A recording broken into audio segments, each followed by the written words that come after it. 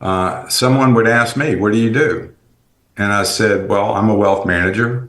And they would say, "How can you be so spiritual and be a wealth manager?" So I said, "Well, that tells me a lot more about you than it does me, because really money is just a neutral tool. It's not good or bad. The character that's revealed through the use of that tool makes it look good or bad. I mean, you can have nuclear power light up cities, or it can blow up people. So it's a character revealed through the use of these tools that make them look good or bad. And that's the way money is. Hey there, and welcome to Money and You. I'm Michelle Perkins, your host. My search for more fulfilling work led me to career and business coaching, where I stumbled upon a game-changing discovery. Money issues often start with our mindset and habits. You see, our relationship with money is the key to overcoming those frustrating financial obstacles. As an entrepreneur, coach, and problem solver, I'm passionate about helping you create a great relationship with money. Because, turns out, that's the foundation for a limit-free life. Each week on Money and You, I speak with amazing guests about all things money, mindset, practical tips, and everything in between. We're here to give you new insights, education, and empowerment so money can be one of your favorite relationships. So join us for some lively conversations and let's transform your financial life together. Hello, hello, and welcome to the Money and You Show. I'm Michelle Perkins, your host, and we are kicking off 2025. I mean, 2025 has been a little off to an incredibly challenging start, actually. So I'm considering February 1st to be the start of 2025. It sort of went into a free fall for a bit. So I'm super excited about this show. I have on today one of the most exciting guests I think I've had on this show, and I cannot wait for you to hear him talk about not just investing, but all kinds of relationship with money topics and mindset topics and spiritual topics and things that are going to give you such a different perspective on money and finance and wealth. And so just can't wait to bring him on. So I'm going to do that immediately. Today, we have on the Money and You show Tim Jai Baker, the CEO of Luminous Wealth. Tim's pioneering approach to family wealth guides a philosophy that wealth management works best when it's tightly integrated with personal well-being and firmly grounded in lifelong positive relationships. Since 1981, Tim has been helping individuals, families, businesses, and institutions steward their financial hopes and dreams. He brings a wealth of experience from financial disciplines and integrates that with his work in the field of human psychology and design, utilizing tools like human archetype assessments and family genograms, which help reveal an individual's authentic potential and align financial strategies with personal values. Jai's mission is to guide his clients toward their deepest desires and true fulfillment by fostering a healthy, stress-free environment where financial and personal well-being are seamlessly integrated. He believes that wealth management should not occur in isolation, but rather as part of a holistic approach that considers the whole person. To achieve that vision, Jai has assembled a team of multidisciplinary professional advisors working from a centralized location, ensuring that the mission statement of the families his company serves is effectively realized. Now residing in Jupiter, Florida, Jai lives an active and conscious lifestyle with adult children and grandchildren near and afar. He enjoys golf, running, local beaches, college sports, writing, meditation, well-living, nutrition, global travel, and attends retreats on human consciousness and remains in gratitude for each present moment. Hello, welcome, Jai. So nice to have you here. Oh, Michelle, thanks for having me on your show. I was really looking forward to this. And I send my love and compassion to all those in your area there that's dealing with the tragic fires. Thank you. That is very much appreciated. And I think that spirit of caring and kindness is helping greatly. There's been a lot of that, and it's really made a huge difference. So thank you. Of course. And that's that kind of is, I think, symbolic of who you are in the world. And I think it's really, I love we had a conversation. I love your perspective I love your history and experience around finances, but I also love the perspective you have around money and money consciousness. And so I really want to dive into that because even just the way you talk about money is calming, which I think is not the norm for people thinking and talking about money. And so I think it's a very healthy show for people today. I think it's a way for people to go into the new year and in the next chapter of whatever their life is right now with the right mindset and the right way of perceiving and understanding finance. So, I'd love for you to talk a little about your journey, kind of where you started and how you got to this place you are now. Well, I started the financial journey in 1981. We had 19.5% 30-year mortgage rates. We had 10% unemployment, 10% inflation, 21% money market yields, and obviously the stock markets weren't doing very well. But I was trained in the insurance industry, and it was a unusual time because they were creating a lot of new product back then because of the high interest rates. They developed universal life contracts where a person could put the money to work in high interest rate policies instead of getting the low returns of the whole life contracts they had. Then they were also developing variable life insurance contracts because people wanted to invest in the stock market as well with their cash values. So there was many products that were developed in. I was rookie agent of the year in the state of South Carolina for my work, and I actually hated my job with the insurance industry. But that knowledge was great knowledge of knowing how the insurance watch was made. For my advice giving through the years. Then I was with a financial planning firm for 7 years. That's when financial planning was actually in its infancy. And then I went to work with a regional Wall Street firm out of Baltimore, Legg Mason Wood Walker. So I learned the Wall Street watch at that point. And then I took all of that knowledge and I decided that the only way I could control the quality of my client's experience was to develop my own office.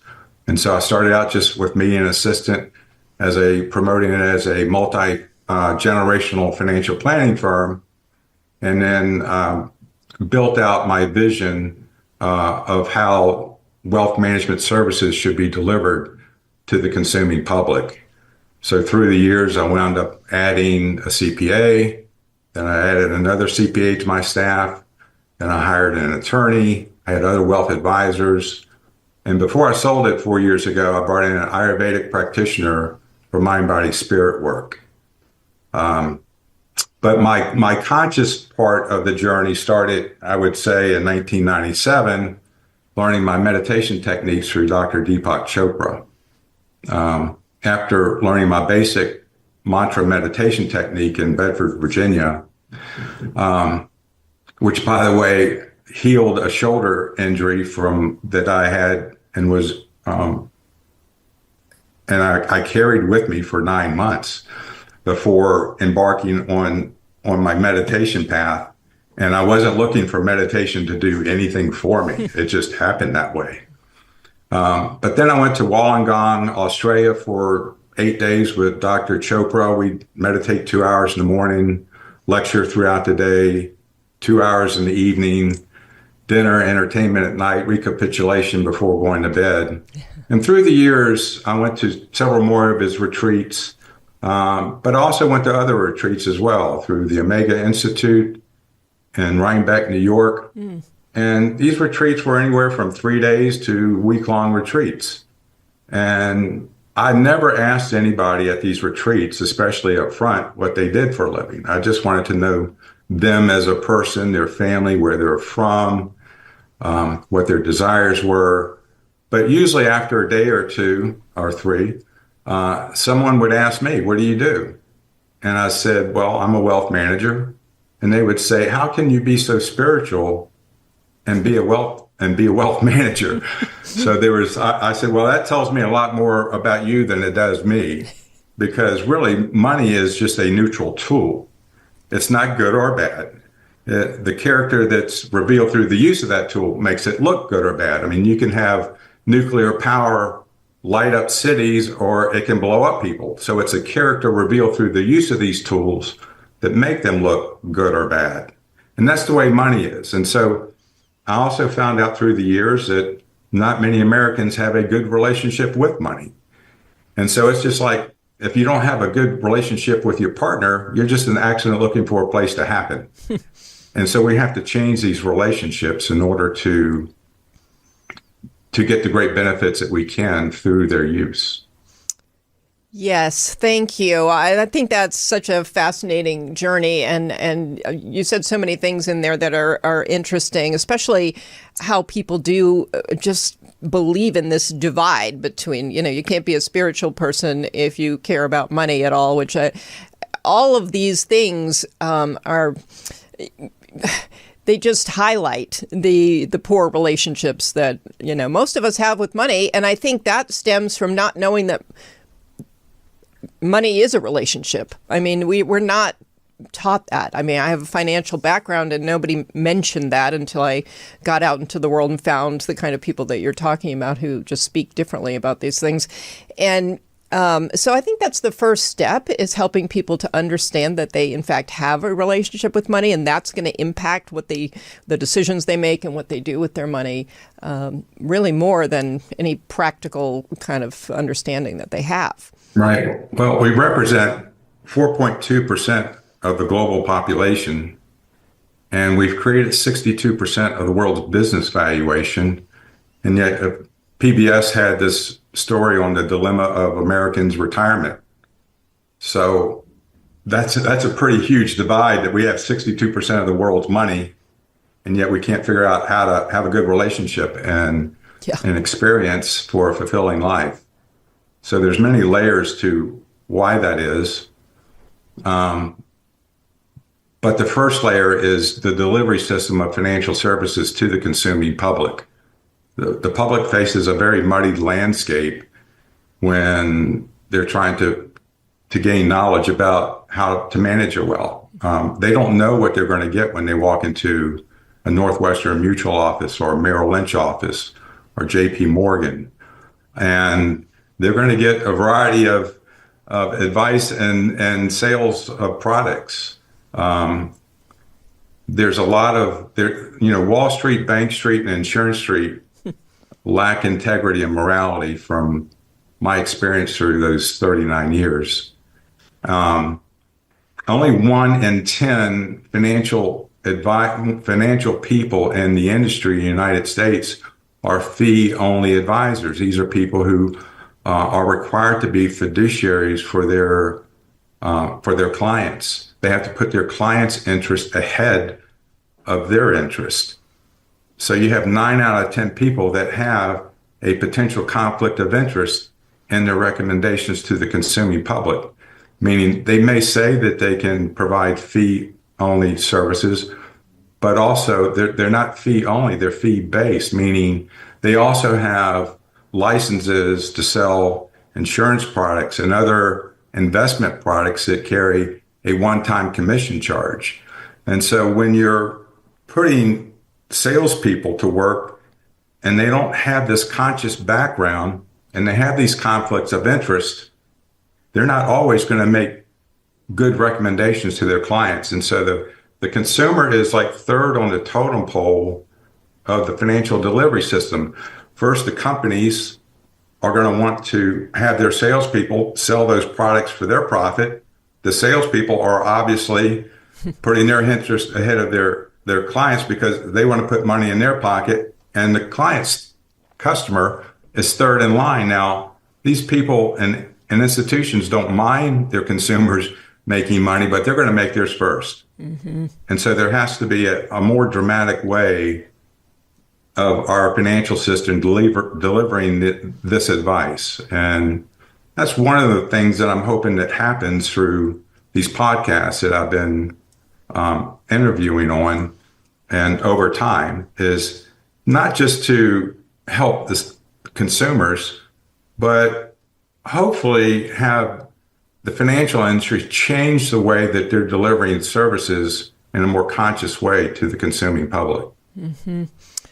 Yeah, well, that's a noble mission on your part. So, and I feel like there are many people who've been in the industry and either get turned off for one reason or another, and actually are great about coming onto podcasts and talking about what they've actually seen, because the rest of us, we can't possibly know the nuts and bolts of what's going on without being, in the midst of all of it. So when you have, it's really great to come on and help people to see, your perspective on what's really going on and what people can do to have a better experience. So you've created something entirely new, and you've written a book. I would love for you to talk for a minute about your book, because I started listening to it and it's wonderful. Well, the book is just my observations of the industry, in the 39 years prior to writing the book. And I weave in there a lot of client situations. I change their names, obviously. I even change a little bit of the context of what I'm talking about, but the basic story about each person's situation is real. One of the things that comes to mind is we're talking about this is 1 year. So I was working with about 155 families when I sold my practice to my colleagues. And about 80% of them were physicians or executives at hospitals or the hospitals themselves. I mean, I was in Winston-Salem, North Carolina, and you had two 25,000 employee hospitals in that town, North Carolina Baptist Hospital and Novant, which used to be Forsyth County Hospital. And you had Wake Forest University that was cranking out the doctors at North Carolina Baptist Hospital. And then you had RJR Tobacco there. Wake Forest was also a law school. So you had healthcare, lawyers, and tobacco. What a great combination that was. But I was working with this medical clinic, and they had 68 physicians. They had a very small executive staff, and I was managing their 401k plan. Many of the physicians were private clients of mine. But this particular day, I was having a luncheon with the executives, and we all sat at one long table. And these people made anywhere from $60,000 to $260,000 in annual income. And they were and most of them had a partner. So that was one half of the household income. And somebody said something negative about money. So I stopped the luncheon. I said, we're going to pause here and we're going to take a break and we're going to go through a little exercise. Now, I had never done this before. I hadn't thought about it. I don't know what came over me to do this, but I had them take some deep breaths and get settled in their chair and get quiet. And I said, I'm going to say a word to you. And after I say the word, I want you to sensate what your body is feeling like, maybe even where you're feeling the sensation in your body. And then I want you to keep your eyes closed for a moment or two. And so everybody took 3 deep breaths, and I said the word money. And I let them sit with that for a minute. And I said, now before you open your eyes, you either had a negative, a positive, or a neutral sensation when I said the word money. So I had them raise their hand for those who had a negative sensation. And I didn't have to ask how many had a neutral or positive sensation, because all 14 had a negative sensation about money. That's part of the reason why we're having issues in our country with money and why people aren't managing it well. I mean, when you think about it, managing money is a very recent phenomenon to the human condition. Until basically the 1940s and 50s, most of the consuming public were working for bigger companies. And if they had retirement plans, the companies were managing those in defined benefit plans. They didn't have 401k plans back then. So, even the wealthy people, even the doctors, their first big savings comes forward in in retirement plan contributions. It's not in after-tax savings, because the first couple of years after being in medical school for 12 years, they're wanting to finally enjoy some of all the hard work that they had. And so they're buying the homes and spending money on furniture and cars and other things. And so, it's only in the last 50, 60 years that Americans have been faced with this challenge of managing their financial resources. And our education system has done nothing to prepare our society for this. That's actually super fascinating to look at it from that historical perspective and realize it just hasn't been a thing for that long. And I think that works well in the context of how much shame people have around not knowing what to do, and which I think is a big problem. And I think it's why a lot of people sort of run away from the whole thing and avoid it, is because they think everybody else knows what they're doing. And for some reason they don't. And so, and it becomes almost too embarrassing to go sit down with somebody like you and talk about it. But that is very interesting, because it just hasn't been that long that we've had to do it.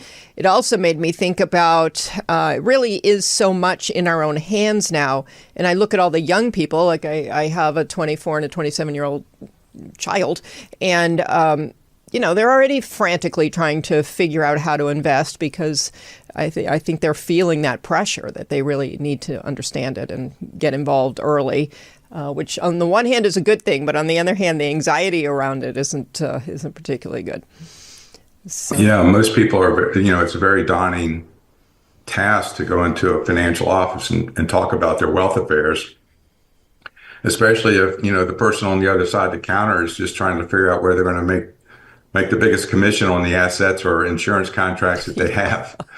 And the first thing that they do is they give them this 10 or 12 questionnaire that's a risk tolerance questionnaire that so that the companies that they work for, the compliance departments, have done a CYA on the advisor to know thy client. Yeah. Well, that doesn't work, because they're asking these clients risk tolerance questions in order to get to know that client when the client doesn't even know themselves. Right. So the first order of business in any work that we do is to help someone know thyself. To know thyself is to know all of reality. And also beyond that, once you wake up to that, to know thyself also reveals the programming that took place through age 7. So, whether you believe in reincarnation or not, doesn't matter. We know that we have this DNA lineage that comes through the material body with us. And then we're in mom's womb for 9 months, taking on all of her chemistry and emotions in that 9-month period. And then through age 7, our minds are basically in a theta state. That's a state where your mind's a sponge and it can't say no to anything in your environment. And so whatever you experience through age 7, you've accepted as your program or your life's truth and how the world actually works. And so you're going to experience life with that programming. At age 7, we form a beta mind. We're operating right now in this conscious state with a beta frequency where I can say something and you can say, no, that's not true. But until then, the children are being raised in that hypnotic state.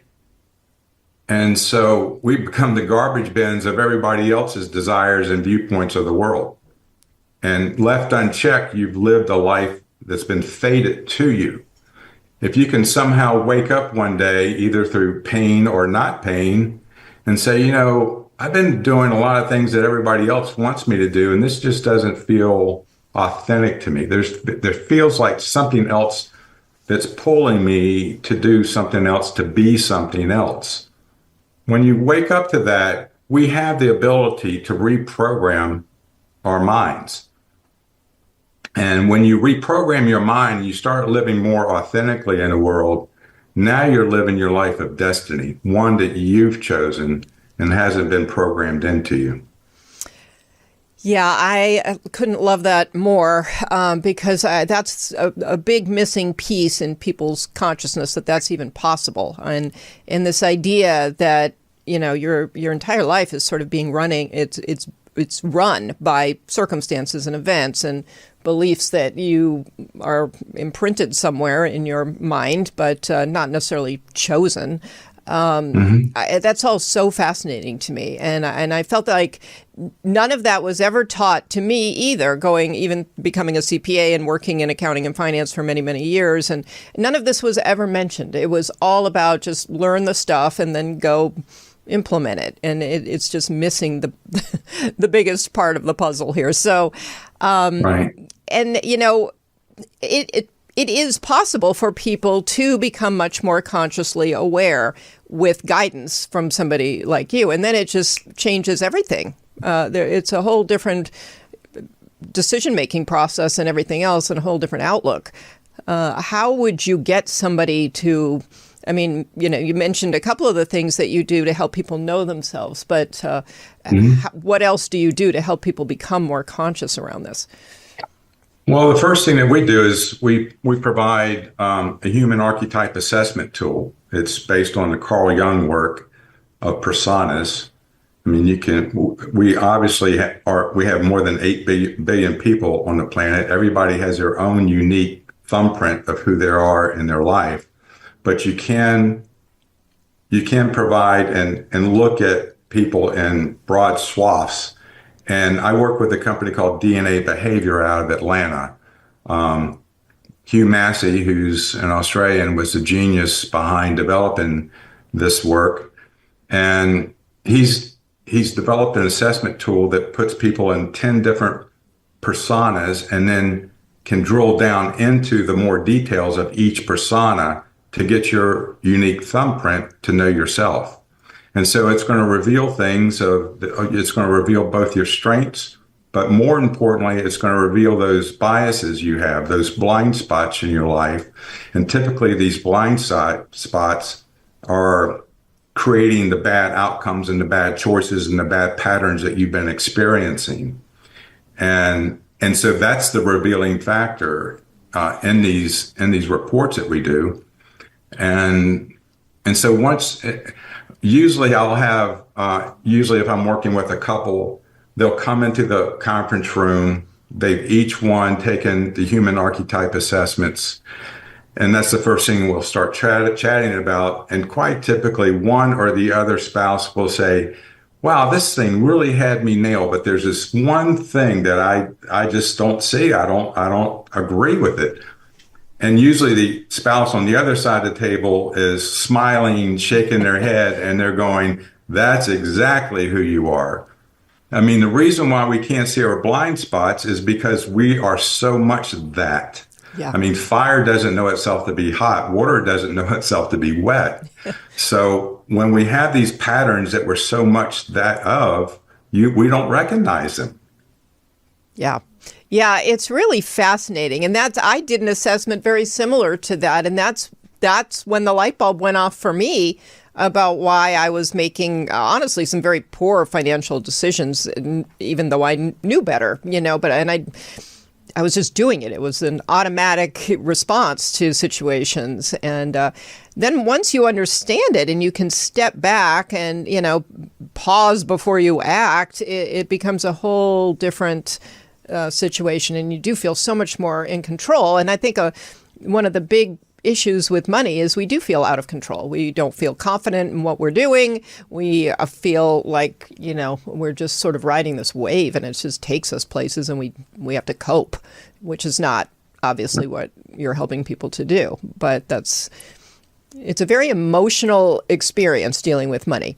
And now, I look at the situation we're in Los Angeles, and money is on everybody's minds, and it feels like this event, this external event, the fire, has totally, interrupted everybody's, path. And so money is, once again, this huge stress, feels like it's outside of ourselves.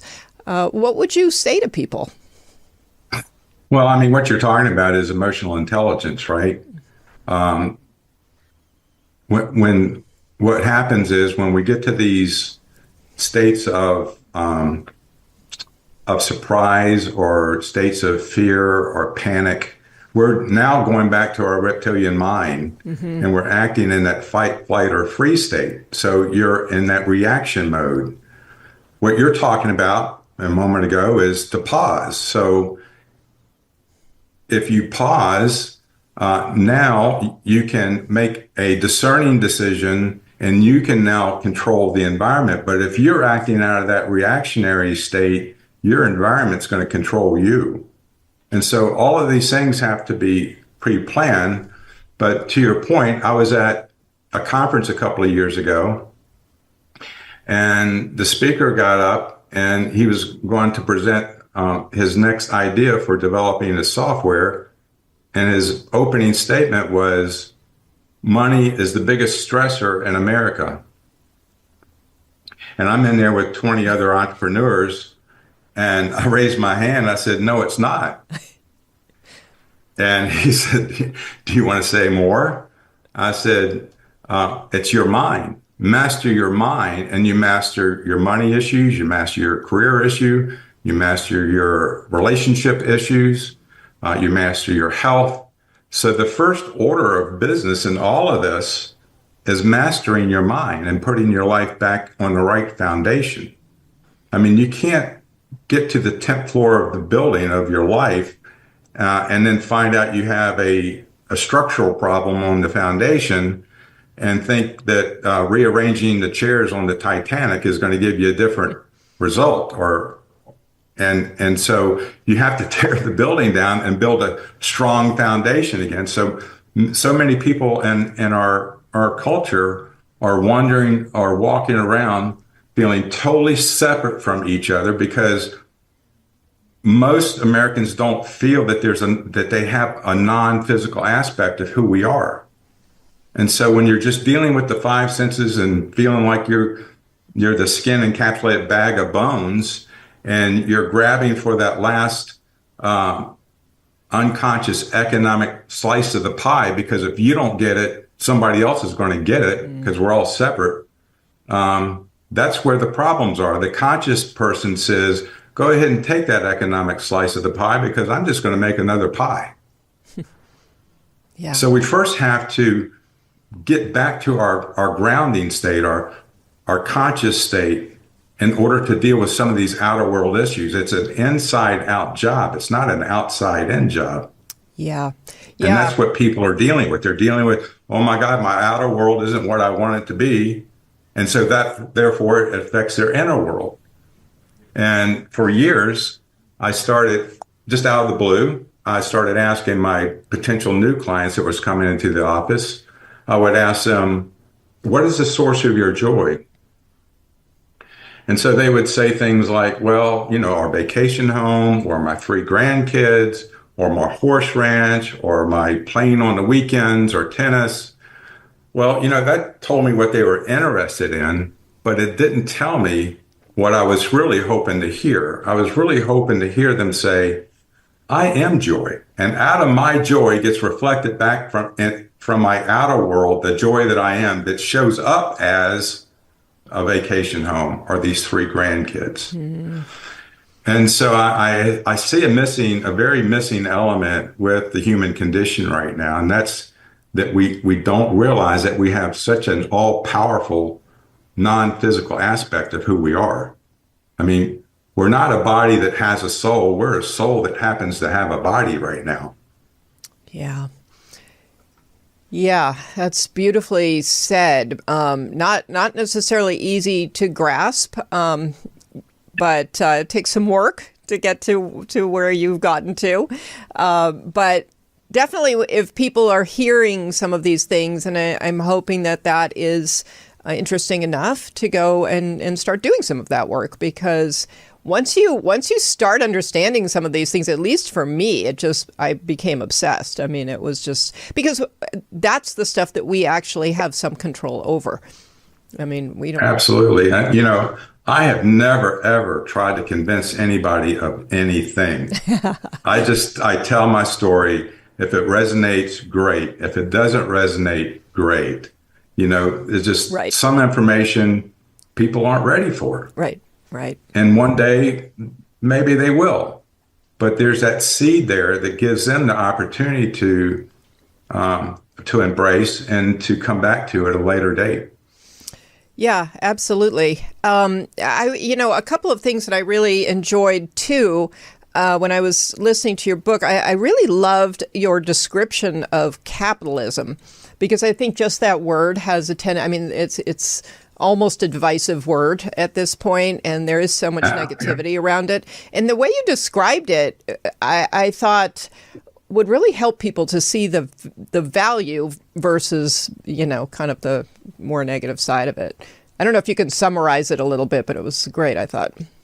Well, most people associate capitalism with their experience with their insurance, their banking, and their Wall Street industries, which what we've stated here, the premise is they're not going to have a great experience, right? Mm-hmm. And they're just middlemen to capitalism. I mean, capitalism has raised the quality of living for all people on the planet in a significant way and very consistently. But the reason people that don't look at capitalism very well is they haven't had good experiences with their financial industry. Mm-hmm. And so, I mean, capitalism is simply just the exchange of goods, services, and information. And I don't think, in the next couple of weeks that 8 billion people are going to start being all independently self-sustaining in their lives. Yeah. I mean, people are going to do as Michael Cox, who is an economic professor at SMU and wrote a book called Myths of the Rich and Poor. He was also the advisor to the Federal Reserve Chairman, Richard Fisher at Bank of Dallas. And he said, do what you do best and pay for the rest. And that's basically what we do on this planet. And instead of bartering, because we're too multidimensional at this point to barter everything, we wind up exchanging currency. And the currency used to be rocks and coins and gold bars, and then it became paper, and then it became digitized, and that's where we are today.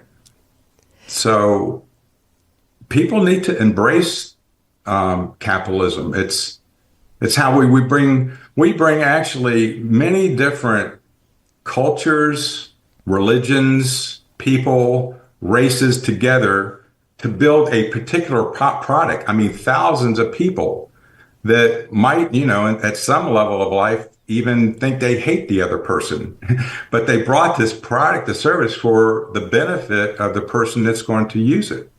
And that's what capitalism is.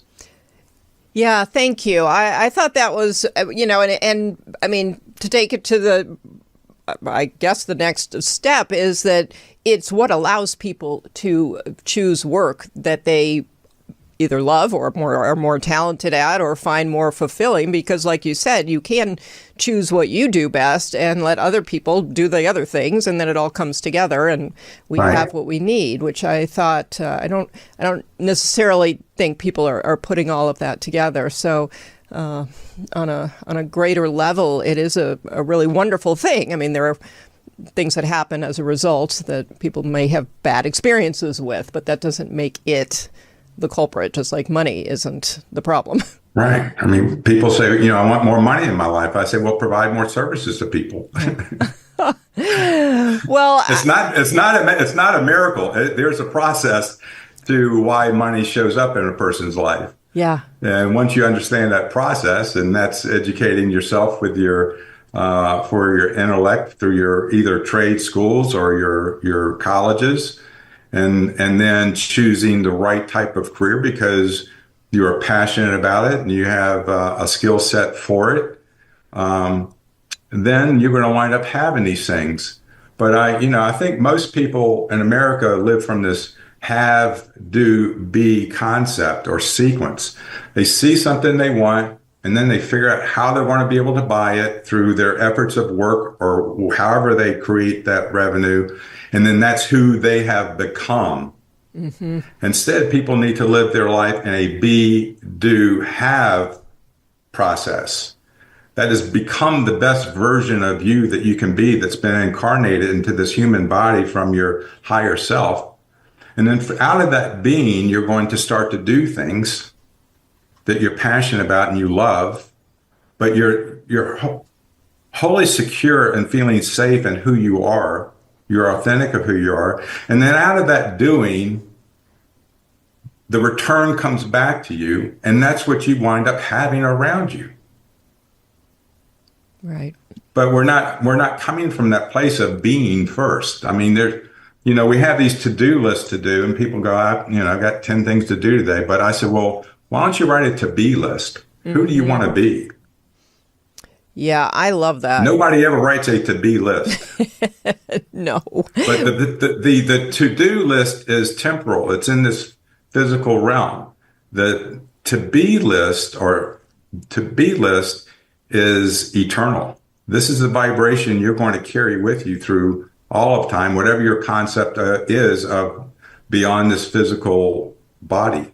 Right. Yeah, that's such a brilliant point and such a brilliant exercise for people to literally write down what they, who they want to be. I feel like people think the having will allow them to be whatever it is that they want to be. And so to flip that is super important, because that isn't really how it works. So, yeah. Right. Yeah, they sacrifice, in order to have, they sacrifice their relationships, they sacrifice their health, they sacrifice their emotional intelligence, and they're really out of balance with this human experience when they approach life from that perspective. Mm-hmm. Yeah. And when you think about it being as simple as flipping that, those three things, that makes it doable. Yeah. Yes. So tell us a little about what you have created in terms of your new firm, because I found that to be really amazing. Okay. Before I do, I'm going to, because this is an important step, after I have somebody do the human archetype assessment, we then go in to do a family genogram. Because the to know thyself human archetype assessment will say, here you are, but then the genogram will reveal to you why you became who you are. Okay. So this is developing the family lineage, the grandparents, the parents, asking 6 or 7 basic questions about each one of those people, including the siblings, knowing the children beneath the clients that we're working with. And I'm wanting to know about their family's education, relationships, economy, health, spirituality, and then I also want to know what their money scripts were that were handed down to them, because that's what they're living. That's their assumptions of life. I mean, people live their lives based on their assumptions. You change your assumptions, you're going to change your experience with life. Could you? And so after I do that, I go into the how do you feel about money exercise. But once a couple puts both of their family lineage on a piece of paper, they look at that on one sheet of paper and they go, oh my God, that's why I am the way that I am. When you were describing the money script, can you give a little quick example of what that is? Well, it's just like, people are maybe handed down, you got to work really hard for your money, or money doesn't grow on trees. I mean, you wouldn't want to tell an orange grove farmer in Florida that, right? Or other people go, well, money comes to me easy, and just everything that I invest in turns to gold, and everywhere in between. Those are money scripts. Okay. And so those money scripts are embedded in our subconscious conditioning. And when we're not conscious, it's just we're automatically living our life with those concepts. Right. Right. And people are unaware that they have those too. So. Absolutely. Yeah. Yeah. Absolutely. So what I've done now is, because my most wealthiest client was my most stressed out client. Mm. And I wanted to be able to help heal that in some way. And so the team that I put together now is, I have an attorney, I have a CPA, I have a real estate advisor, I'm a wealth manager planner, and then and so I call that 30 plus years of evidence-based wealth management. I mean, the most important ingredient there is not each one of those experts, but the fact that those experts are working philosophically together. They can be collegiately challenging each other with the strategies that they want to provide the client. But at the end of the day, there's going to be one best strategy to recommend to that client. And it's that team concept that's so critical in providing advice in the wealth management space. So for me, the wealth management piece is a formula, and the magic is in the teamwork. So I've taken that concept, and then what we've done is we've combined the Blue Zone research of a person's life. And these are the cultures around the planet that have the longest longevity and the highest qualities of life. And so I have a body nutrition coach. I have a consciousness wellness coach. I have a spiritual advisor lifestyle coach. We have an environmental coach. Because all these aspects of our lives are interrelated. I mean, your relationships will affect your estate planning for your heirs. Your health is going to affect your finances. Your emotional intelligence affects all those other aspects as well. And you can't manage money in a silo. They're all interrelated. Yeah, I love that so much. I have never spoken to anybody with a kind of a wealth planning firm that had all those pieces in place. And so I just thought that was magic. I already feel like the financial planner, not talking necessarily to the tax accountant or the lawyer, I feel like there's already some disconnect there, and people are operating, with different goals that don't necessarily come together in my my plan. Yeah, the wealth manager and the attorney and the CPA, and a lot of times also the attorney, need to be joined at the hip at the end of the year to do that year's worth of planning.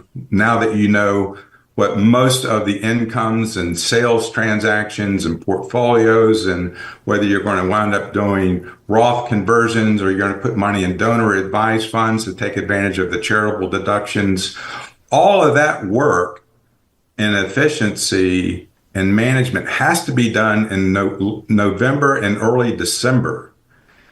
Because if you wait till tax time, you can't do much about your situation from the prior year. Yeah, you can make an IRA contribution. You might be able to make a SEP contribution, but you're basically done. You're just counting beans at that point. Yeah. Yeah, I think that is just amazing. And then to bring all these other people in too, the nutritionists and all, it's just brilliant. I mean, that's when it really is a financial well-being Yes. goal versus. Well, in the 1200s, the word wealth or wheel meant riches, prosperity, and well-being and health. And then somewhere in the mid 1400s, it all just kind of got channeled into money. And so we've lost the etymology of the real meaning of wealth. And that's what we're doing. Is we're bringing back the real meaning of wealth, which just isn't a currency, but your life. Yeah, absolutely. And I do feel like that is another place where we miss the mark. If you're just looking at a number in a bank account at the end of the road, that's just losing sight of everything that actually. Well, he who dies with the most toys still dies. Yeah. Yeah. What is? But your relationships will last. Yeah. Yeah. So that Harvard did a study, and of course, anything Harvard does a study when it has to be right? But Harvard did a study, and what their study was wanting to reveal is what is the most meaningful aspect of a person's life. And they determined through their study that it's relationships. Yeah. I think it'd be hard to dispute that, actually. And of course, your relationships are affected by your money situation. And if your relationship is under constant financial stress, then it will be affected. So it's also intertwined. And I feel like that's where that gets forgotten, but not by you, obviously. So, right. I think that's amazing. I hate to even wrap up here, but we're going to have to. And I just love this conversation. And I hope you know, for me, when these things are more on the philosophical level, and when you can sort of, I don't know, you can see how the pieces come together.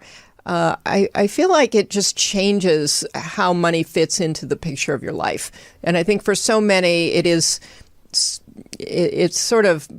too important, or it's too critical for everything else. And I think it's better sort of filtered in with everything else. I don't know if I'm explaining that very well, but No, well, I mean, when a person walks out of their door in the morning, they need to feel like the world is supporting and loving them and not challenging them. And the only way to get that is to become still in yourself and at peace with yourself, and feeling connected with everything and everybody and around you. right. And so when you can come from that start of the day, hopefully, sometimes people will embrace the meditation technique. Yeah. But that's the best way to charge yourself through the day, and then you do it again, and then you do it again. Most people say, well, meditation's too hard. Well, I say, well, everything's too hard when you start it. You just have to put it in practice. And they go, well, I'm doing it on the weekends. And I say, well, you know what? That's you aren't doing it, because you would have never heard of Tiger Woods had he grown up playing weekend golf.